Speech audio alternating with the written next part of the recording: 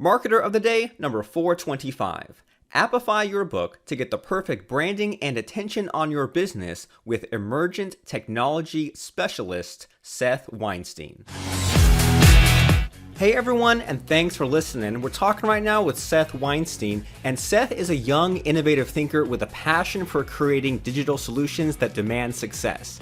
A natural-born tech geek, Seth uses his extensive skills to build, design, and maintain apps. And growing up with a professional stand-up comedian father and a teacher mother, Seth's thirst for joy and knowledge allow him to offer signature services to business owners. His rare abilities enable his clients to discover the best version of their company through strategy, design, and development. And he revitalizes presence and positioning in any field and industry through the implementation of an unwavering brand strategy and superior online presence. An adventurer at heart, Seth will unearth and leverage your opportunities into profitability. Sounds like great stuff. How are things, Mr. Seth? That was some pretty great stuff.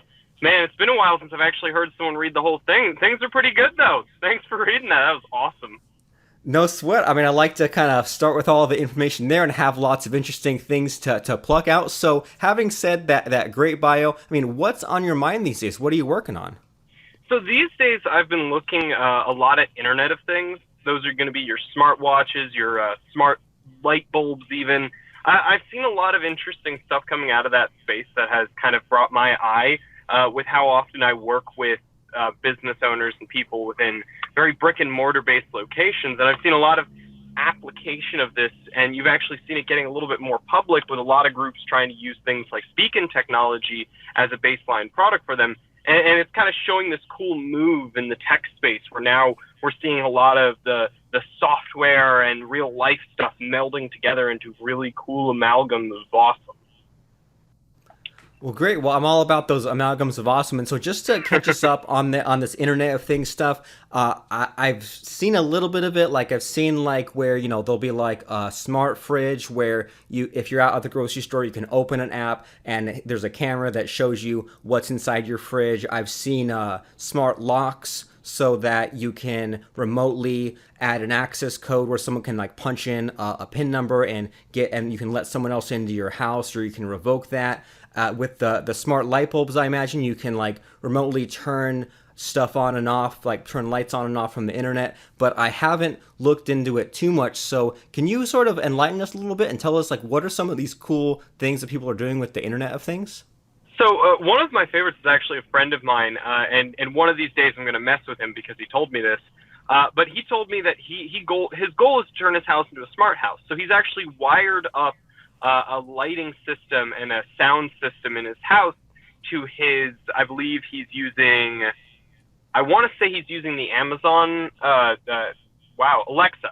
He's using the Alexa towers, and he's also got these smart light bulbs. So whenever someone actually makes a purchase of one of his products, they flash green and do a little bit of fanfare. And it's kind of like small, subtle things like that are really kind of the basis for the creativity that you can do with these things.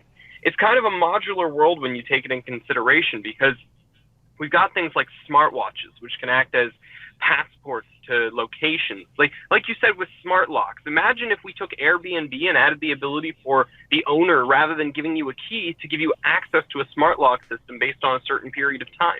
It's this application of where the software meets hardware to allow for new processes to come through. And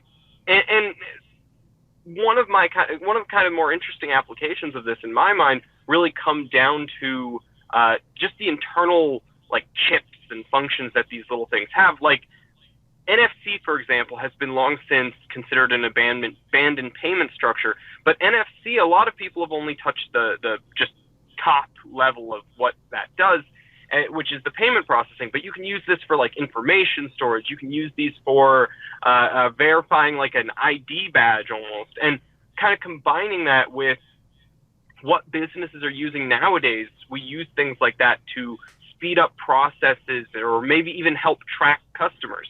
Like a beacon that'll give you a heat map of your store so you know where users are spending the most time.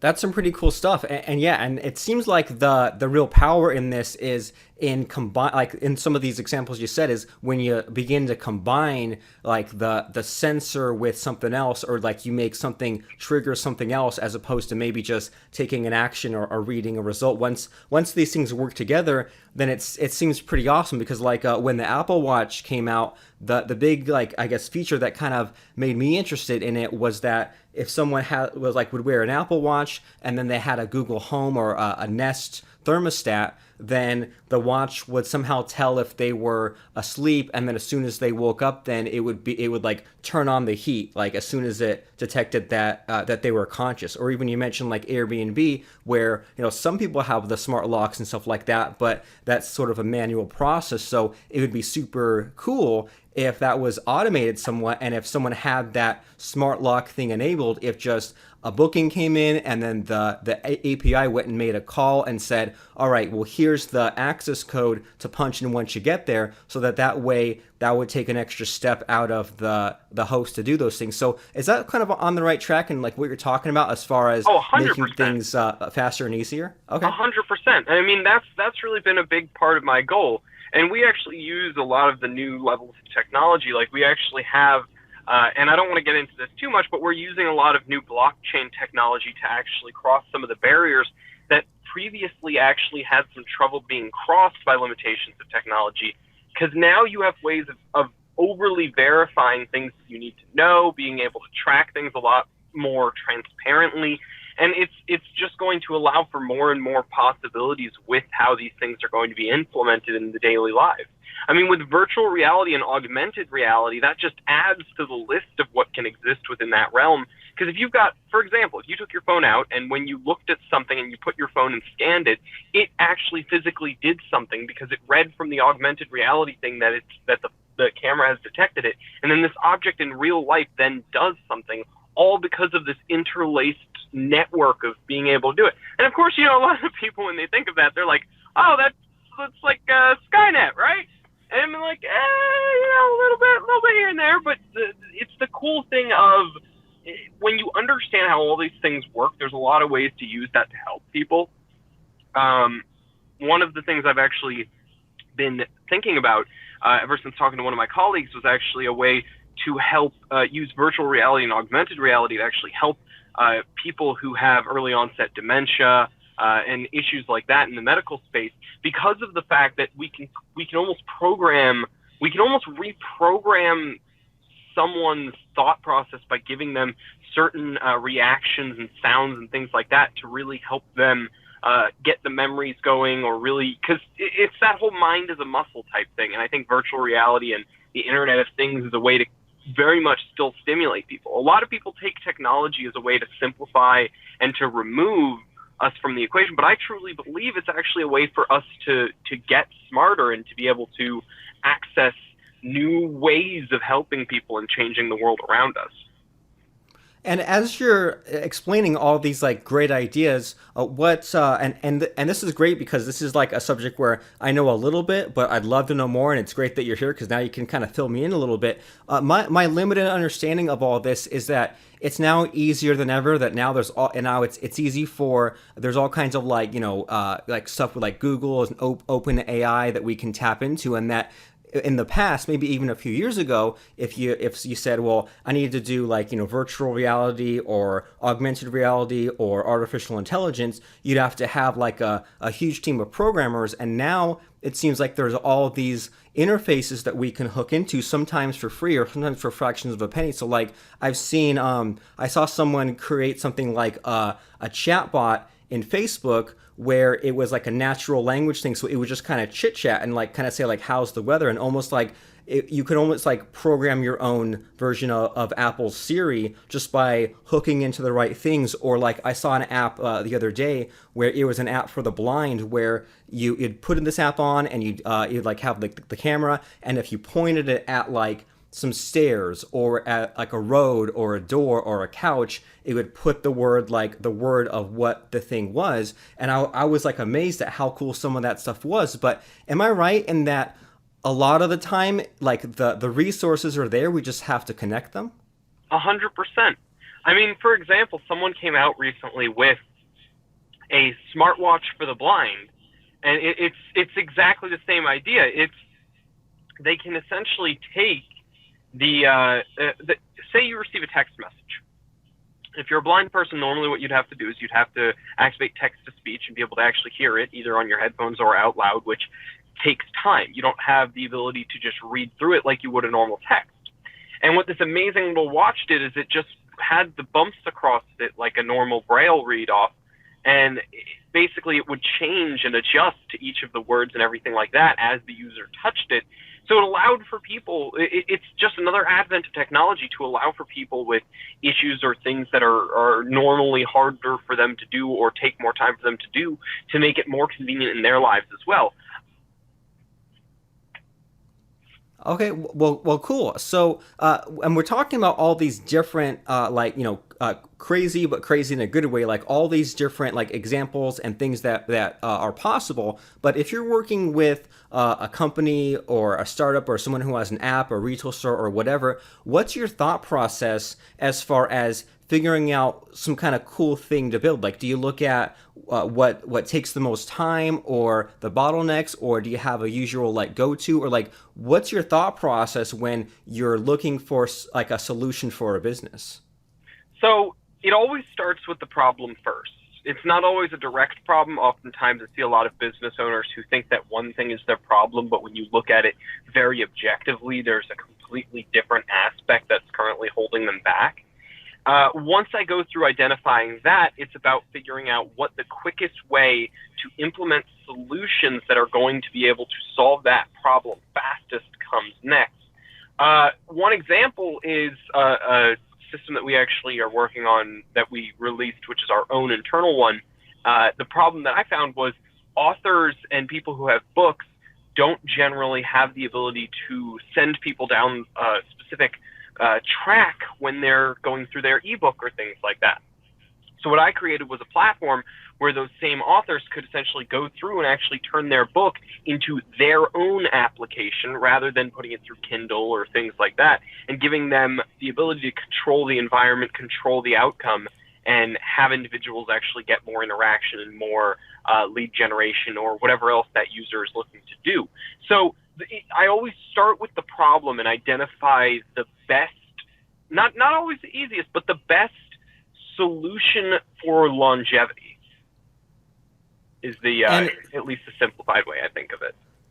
So that sounds great. So maybe if authors who have these books, maybe having it on Kindle is great, but it sort of falls flat, especially in this day and age. And it would be nice if there would be like tracking or some great interactive things that they could add to it. So when we're talking about an app for a book, what does that mean exactly, and what kind of cool features do you put in there?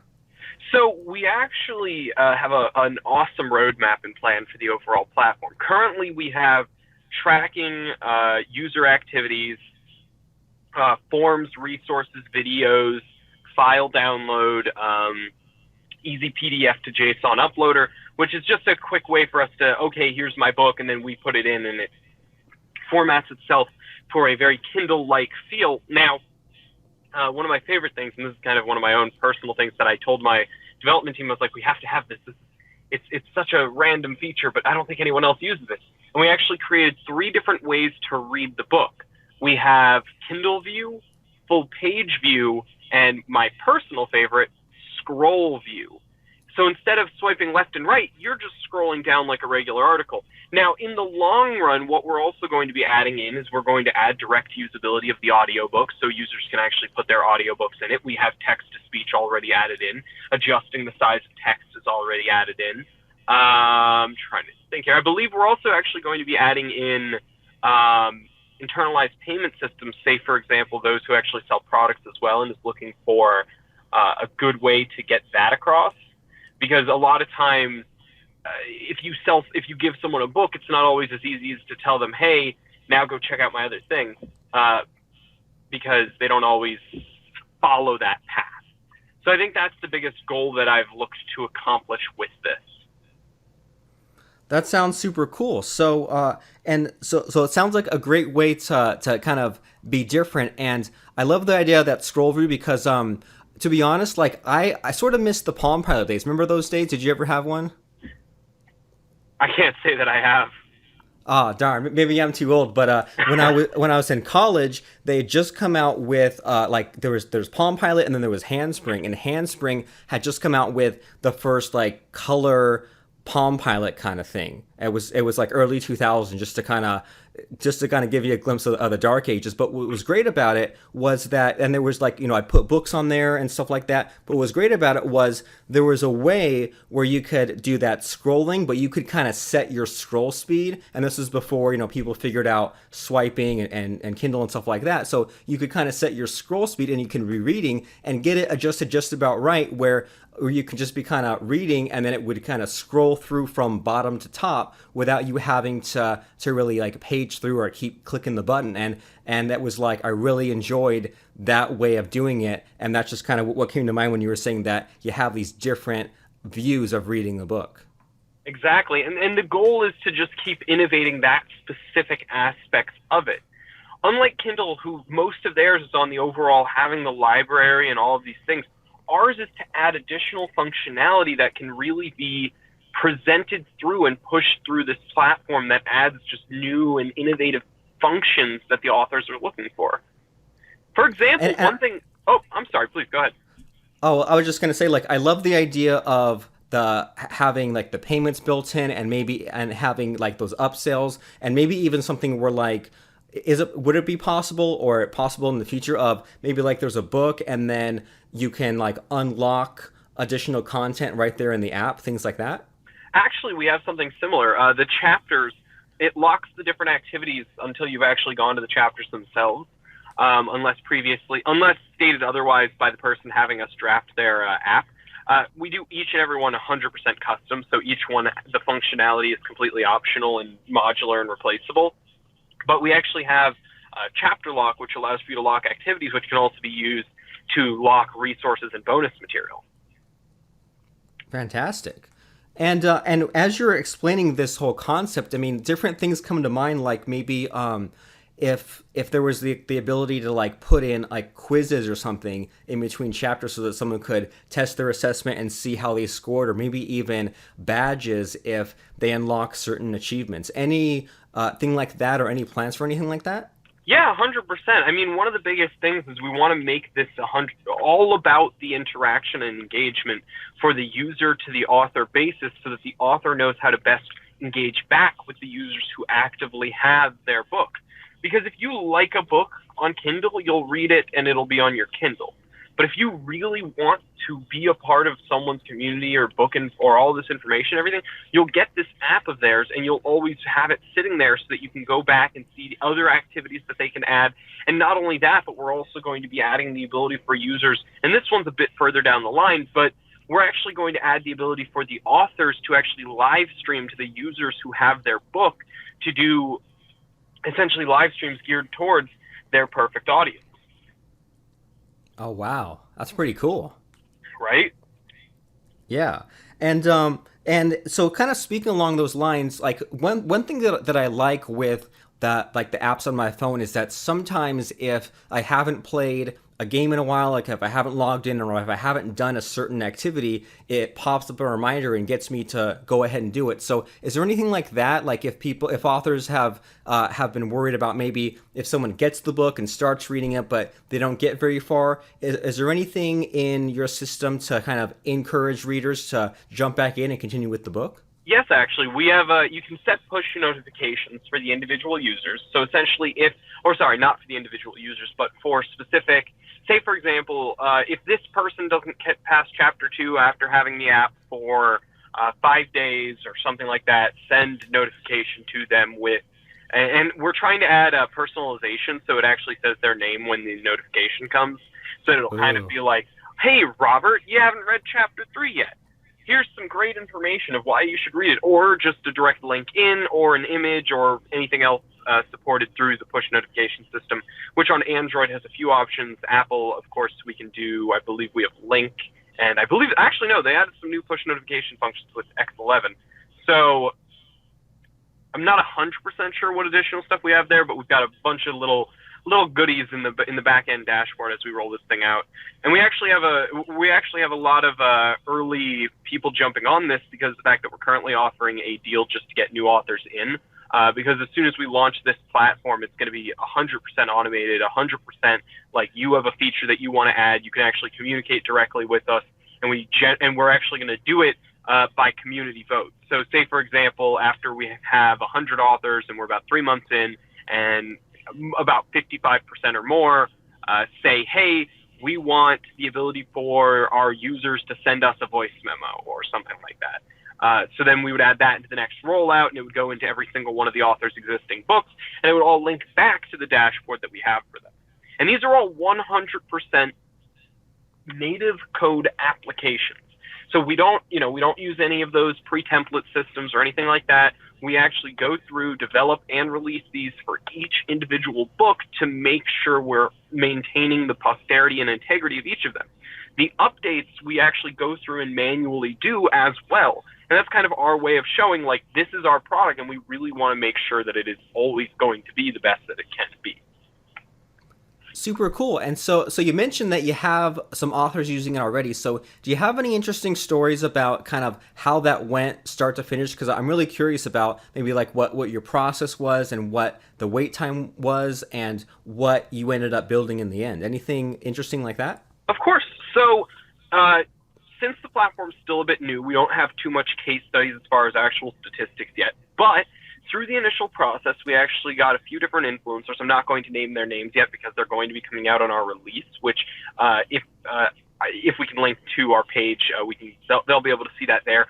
But I can say that we have 10 amazing influencers that we're using as our staple heads. We've already gotten through the first 3 of them with designing and wireframing and getting ready for their book. We actually have an active beta for a very, very small group from another mastermind that I'm actually in. And one of the first authors that we had, I actually presented it to him at their event. I didn't really necessarily give them an option. I just kind of walked in. I was like, so, hey, we took your book. Here's how it looks. Pick which one you want. We're going to do it. And that's a big part of how we got it started. And then we got introduced. They introduced us to some people.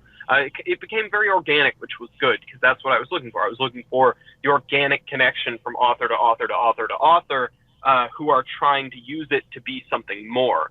Most of our ideal authors have either courses or they're a public speaker or they're trying to get booked for. There's a lot of different aspects that people use it for. But mainly, it's all been around the customer engagement. And just from the initial release, people are loving the ability to access these activities, these quizzes, these things like that we've got built in, so they're actually able to hold themselves accountable to what the book is trying to get them end goal-wise to do, which is great because what happens is then instead of just reading the book and putting it down, you're actually taking the training and practice and really, really implementing it. I love it. It's super cool, and I'm excited just hearing this idea, and I can tell you're excited, and you know that you're onto something great when you demo something, and then all the other authors want to know how to get in on that. So really great stuff. And so this sounds like just an amazing thing that every author needs to have. And what kind of price range are we talking here? So normally to build an application, and this is just to kind of prep everyone because everyone looks at this and they're like, whoo. So normally to build an application like this, you'd be looking at something like $15,000 or more. We've actually gotten it down currently to $4,500, and that includes your design, your publishing, development, and updates. Great. And so if an author comes to you and they say, here's my book, what do you need from them exactly? Like anything other than the book, or is there kind of back and forth? Like what kind of raw materials, I guess, do you ask of these authors to build what you need to build? So the best part about my team is whether it's a little information or a lot of information, we always have enough to work off of. And I know that's an odd way to put it, but we pride ourselves on, if you don't have time to sit down and give us all the information, we have a team that will figure it out. Generally, all we need is your book cover. If you don't have a book cover, we can talk about that. Even if you don't have a book finished, we can talk about that. We've got writers on staff who their entire job is to actually help you write and finish your book. We then, after we have the book book cover, we go through and we plan out what activities do you want in this, what features do you want in this. We give you a list. You pick what you want. If there's any videos that you want to put in it, we just ask for the video files. Same go with any files that you want them to download in the resource section, any links to any pre-existing stuff that you have. After that, what we do is we go through the process of wireframing. That takes us about 3 or 4 days per person. Now, obviously, as we get more people, that time frame gets a bit extended, but, first come, first serve, of course. After that, once the wireframe is completely approved, we go into the high fidelity mockups. High fidelity mockups is where our amazing graphics team comes in and custom designs your entire application from start to finish, so that it has a beautiful and unique feel that is 100% your book. Then after that, after the high fidelity mockups are completed, we take the high fidelity mockups, start developing your structural framework, put the high fidelity mockups into place, get a demo application out, send it to you, get it approved. Once you're good to go on that, we get it approved for the Play Store, get it live, and you're good to go. And that entire process only takes 1.5 to 2 months, including revision. Wow. Amazing. Amazing, especially if you consider that if someone were to go about this the hard way and hire a coder, well, first of all, they hire a coder, they wouldn't get this whole team, and then it might take, 3 to 6 months just to get an app created that's not as good as what you and your team would create. So this sounds like an amazing thing and an amazing idea. I love it, and I think that everyone who has a book needs to have this an app for the book that kind of does all this interactive, interesting stuff. And so, what's the name of this, and how can people get in on some of this action? So it's actually called Appify Your Book. AppifyYourBook.com. Appifyyourbook.com is our main product page. You can go there. You can schedule a call with our team. One of our amazing Emergent technology specialists will sit down with you, go over your book, figure out your needs, and make sure that you're a good fit for our platform. One of the biggest things we pride ourselves on is if we don't see you making an ROI with our platform, we will not admit you as a customer, because our first and foremost goal is to make sure that every customer gets every single thing they can out of our platform. Super great. So appifyyourbook.com, that's AppifyYourBook.com, appifyyourbook.com. Like Seth said, if you have a book and you have a book cover, or even if you have a book and no cover, or the book's almost finished but not quite finished, they still have writers on staff. So if you want to stand out from the crowd and not get lost in all the noise of all these authors having the books, you always hear about how thousands and thousands of books are coming out every single day. A lot of them fail. A lot of them only sell a handful of copies. Why not go the extra mile and be the author that really stands out, that does all kinds of cool stuff, and that cares about the buyers of your book enough to create these customers for life and have that feedback and be able to do all these crazy things like live stream into your book and have people buy your courses and all these amazing things. I love this idea. I think it's super great. And just to kind of play devil's advocate here, Mr. Seth, we began our talk talking about the Internet of Things and then kind of moved into talking about this idea of appifying your book. So do you have any just like crazy ideas from the future and into the future of how to just make a book app just connect to the Internet of Things? Like maybe if they finish a book, make the lights do the congratulations kind of glow, or anything crazy like that as far as making a book app connect to some of this crazy Internet of Things stuff?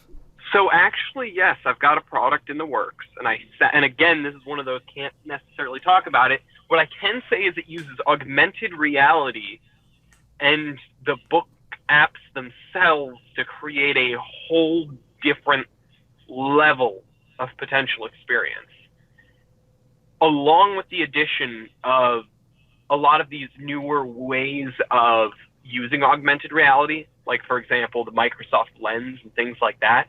We are actually looking at the potential of taking what we're already doing and then innovating it 10 times further past that.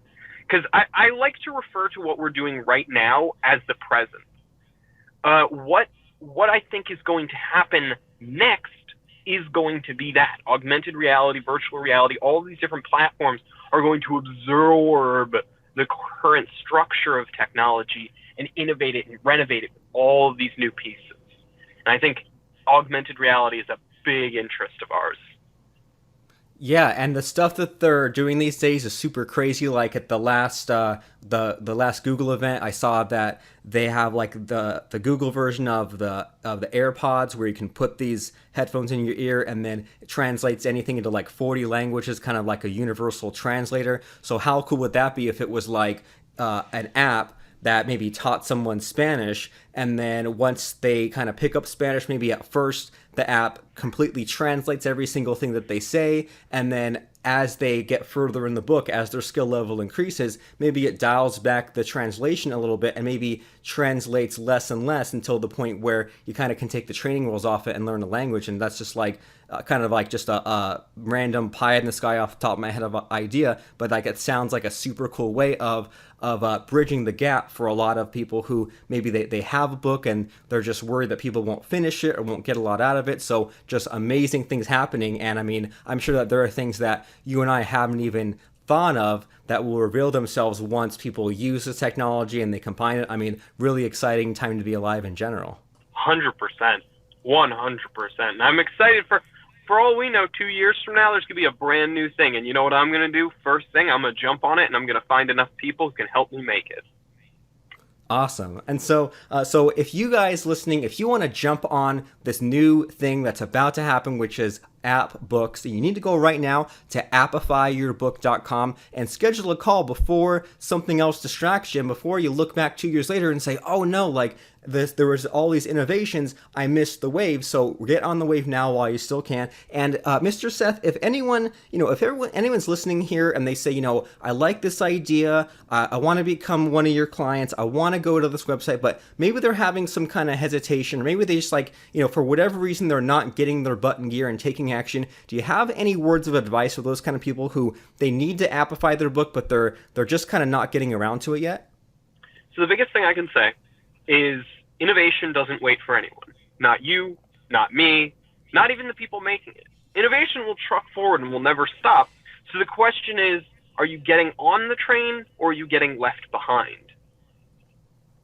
Perfect. So the train's leaving the station. It's a simple yes or no question. Do you want to keep doing the same thing as you've been doing and get the same results, or do you want to do something cool, do something amazing, and kind of open up this new possibilities of yours and check out new stuff? And I think you do. So make sure you go right now to appifyyourbook.com to get your book turned into an app. That way you become just this influential marketer in whatever space that you're in, and will lead to bigger and bigger success for your business. So appifyyourbook.com. And thanks for stopping by, Seth, and sharing some of your really amazing ideas and kind of getting your infectious enthusiasm rubbing off on some of us, and to hear about the amazing things that you built, that you have planned. I think this is a fantastic idea. Everyone needs to jump on this before it becomes a thing. And even if it already is a thing by the time you listen to it, still jump up on it, because this is just a really cool idea. I love everything about it. So thanks so much. Oh, of course, man. My pleasure. Seriously, this was a great interview. I had so much fun, and I definitely would love to come back sometime in the future. This was absolutely amazing. Let's do it. Do a return trip, and let's see where augmented reality, the Internet of Things, and everything else, see what all the state of that's at. 100%. Thank you very much, Robert. Please subscribe, rate, and review our show at marketeroftheday.com/iTunes, and like us on Facebook at marketeroftheday.com/Facebook.